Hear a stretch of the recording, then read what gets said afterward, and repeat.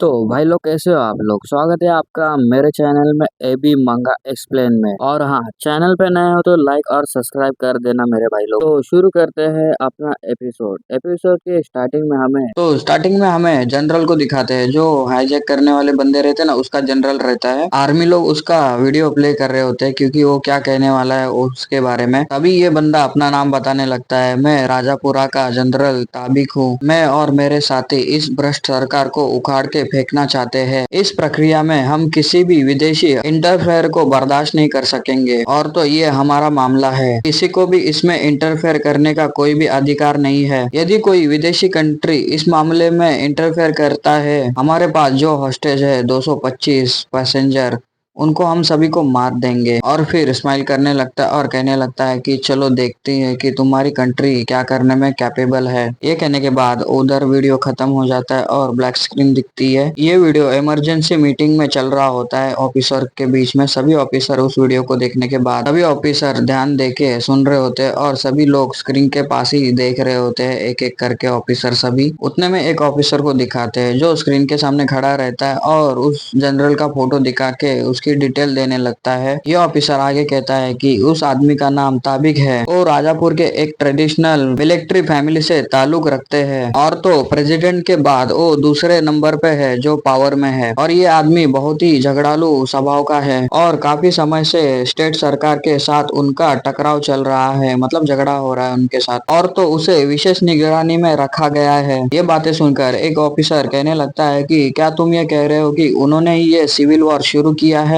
ये बात सुनकर वो जानकारी देने वाला ऑफिसर कहने लगता है कि हाँ, क्योंकि वो मिलिट्री की कमांड संभालता है, इसलिए उनका मानना है कि जब तक कोई विदेशी इसमें इंटरफेयर नहीं होगा तब तक वो सफल हो सकते हैं। तभी वहाँ पे दूसरा ऑफिसर ये सुनने के बाद कहने लगता है कि तो आप कह रहे हो कि उन्होंने ये सिर्फ हमें ही भेजा है केवल। तभी जानकारी देने वाला ऑफिसर कहता है कि हाँ, क्योंकि बहुत सारे हॉस्टेज हमारे नागरिक है, इसलिए वो लोग दूसरे कंट्री को भी इसमें शामिल नहीं होने के लिए रोकने की कोशिश कर रहे हैं। अभी ये सुनने के बाद दूसरा ऑफिसर कहने लगता है कि उन्होंने सिविल वॉर के लिए बड़ी मात्रा में हथियार और धन की भी मांग की है। उसने कहा कि अगर हम इसे 24 घंटे के अंदर भीतर नहीं भेजेंगे तो वो हॉस्टेज को मारना शुरू कर देगा। ये बात सुन के सभी ऑफिसर परेशान होते हैं और हैरान होकर उधर देखने लगते हैं। और एक ऑफिसर कहने लगता है कि वो टोटली मैड हो गया है और हाल ही में कुछ सीरियस भ्रष्टाचार उजागर हुए हैं और तो अपराध इतने गंभीर है कि उसके लीडरशिप के बीच में यह चर्चा भी होने लगी कि उसे सेना से निकाल दिया जाए, यहाँ तक कि उसे मौत की भी सजा दी जाए। वहाँ पे और एक ऑफिसर कहता है कि यदि उसे वैसे भी सब कुछ खोना ही था तो ये उसका लास्ट डेस्परेशन एक्ट होगा। अभी सभी ऑफिसर में से लीडर को दिखाते हैं जो कहने लगता है कि मेजर काम हमचंद के बारे में क्या, वो कहाँ पे है। ये कहने के बाद हमें मिलिट्री फोर्स के एक टुकड़े को दिखाते हैं जो समुद्री मार्ग में रहते हैं और बताने वाला कहता है कि वो लोग फिलहाल राजपुरा के तट पर घुसपैठ कर रहे हैं और उस टीम को लीड करने वाले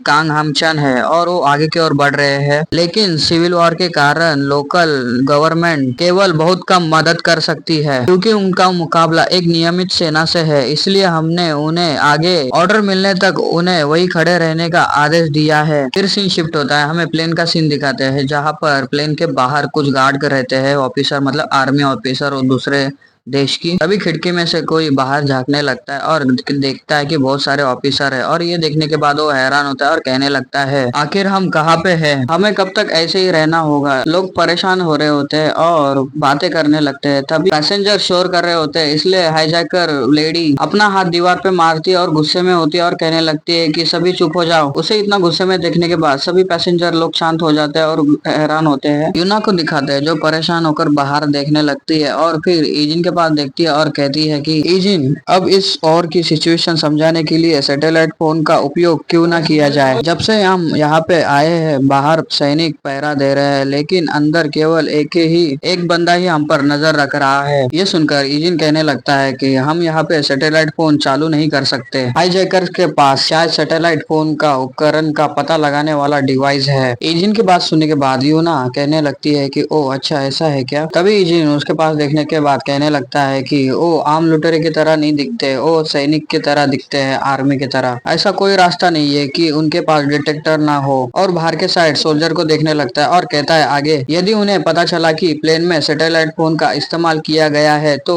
वो लोग इसे ऐसे ही जाने नहीं देंगे। वो सैटेलाइट फोन ढूंढते समय किसी को भी मार सकते हैं और उसका उदाहरण बना देंगे। ये बात सुनने के बाद यूना परेशान होती है और इजिन से कुछ भी नहीं कहती। तभी टुकजुक को दिखाते हैं जो वॉशरूम जाके अपने सीट पे वापस आ जाता है और परेशान होकर कहने लगता है, हम मुसीबत में है। मैं बाथरूम गया था और उनका रेडियो बजता हुआ सुनाई दिया। उन्होंने हमारे देश से कुछ प्रकार के डिमांड की है और कहा कि अगर 24 घंटे के अंदर ये मांग पूरी नहीं होती तो वो हर किसी को मार देंगे। ये बात अपना इजिन सुन लेता है और सीरियस हो जाता है। यूना तो परेशान होती है ये बात सुनने के बाद और हैरान भी होती है। तभी इजिन अपने घड़ी में देखने लगता है और कहने लगता है कि उन्होंने हमारे पहुंचने के बाद मांग की है, इसलिए अब हमारे पास कदाचित 20 घंटे से भी कम समय बचा है। ये सुनने के बाद सुखजुक कहता है कि तुम राइट हो, अब हम क्या करेंगे। ये कहने के बाद इजिन के पास दिखाते हैं जो सो रहा होता है और कहता है कि मैं बस छोटी सी झपकी ले लेता हूँ, थोड़ा सा सो जाता हूँ, हमें कदाचित बाद में मूव होना पड़ेगा। और ये कहने के बाद इजिन सोने लगता है। तभी ये देख के सुखजुक और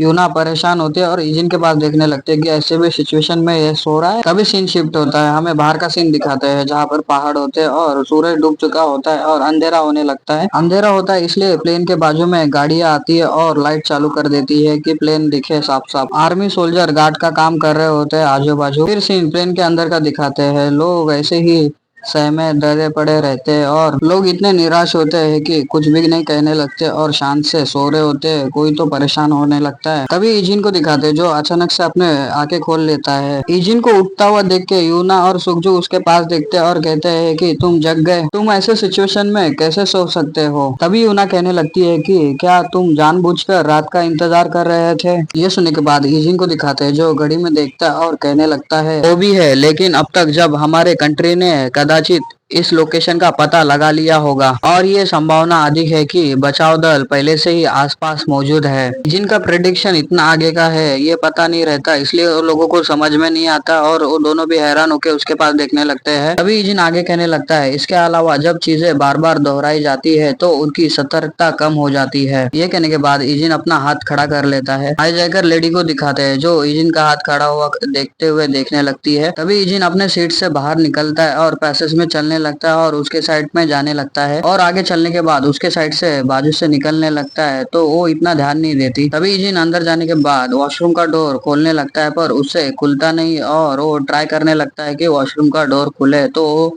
शोर हो जाता है, इसलिए हाईजैकर लेडी का ध्यान उसके तरफ जाता है और वो पर्दा खोलने के बाद चिल्लाते हुए कहते हैं कि तुम ये क्या कर रहे हो, इतना शोर क्यों कर रहे हो। तभी इजिन कहने लगता है कि वॉशरूम का डोर ओपन नहीं हो रहा है। ये सुनकर वो हाईजैकर लेडी दांत पीसते हुए वो डोर ओपन करने के लिए आगे के और साइड में आ जाती है और इजिन के आगे आ जाती है। तभी इजिन उसके तरफ देखता है और धीरे से अपना हाथ उसके सर के पीछे लेके आ जाता है और उसका सिर पकड़ लेता है और सीधा घुमा देता है, जिससे उसकी कहानी उधर ही खत्म हो जाती है और उसके बॉडी को इजिन पकड़ लेता है और वॉशरूम में बंद कर देता है। बाहर साइड दिखाते हैं, किसी को कुछ भी पता नहीं चलता।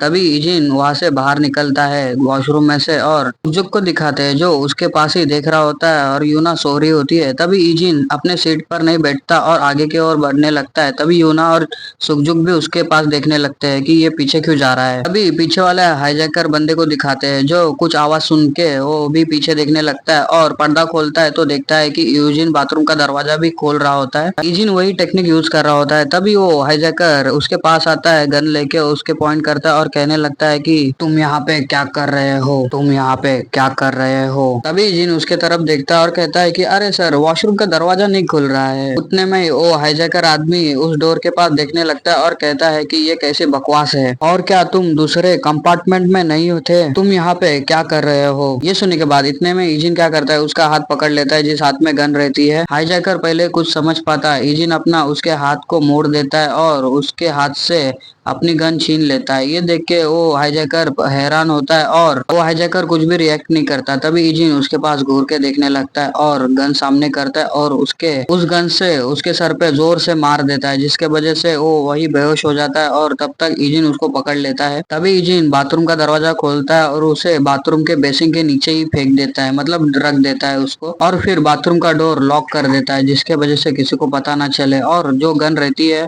वो अपने पीछे कमर में अटका देता है और फिर स्टाइलिश स्टार से लुक देते हुए आगे की ओर बढ़ने लगता है। तभी बाहर का सीन दिखाते हैं जहां पर दूर से अपने को प्लेन दिखाया जाता है और कोई तो स्कोप लगा के उस प्लेन को देख रहा होता है और एक बंदे को पीछे के साइड से दिखाते हैं जिसके पास गन रहती है स्नाइपर, और वो उसी प्लेन के पास देख रहा होता है। अभी उसका फोन बजता है बीप बीप और सामने से कहने लगता है कोई बंदा कि तुम्हारी वहाँ पे सिचुएशन क्या है। ये सुनकर ये बंदा कहने लगता है यहाँ भी अभी तक शांति है, इसलिए शुक्र है कि हमें बहुत देर नहीं हुई है। तभी इस बंदे का चेहरा दिखाते हैं, ये और कोई नहीं नंबर रहता है, जो छोटा नंबर मैं जिसको कहता हूँ वही नंबर रहता है। इसको दिखाने के बाद ये एपिसोड यही खत्म होता है। और भाई लोग इसका एक ही चैप्टर अभी बचा है और बाकी के चैप्टर आए नहीं, हर संडे को आते हैं, इसलिए संडे का इंतजार करना। तो खैर एपिसोड अच्छा लगे तो लाइक सब्सक्राइब और कमेंट कर देना। तो मिलते हैं नेक्स्ट एपिसोड में। अपना फैमिली का ध्यान रखना और अपना भी। Bye bye.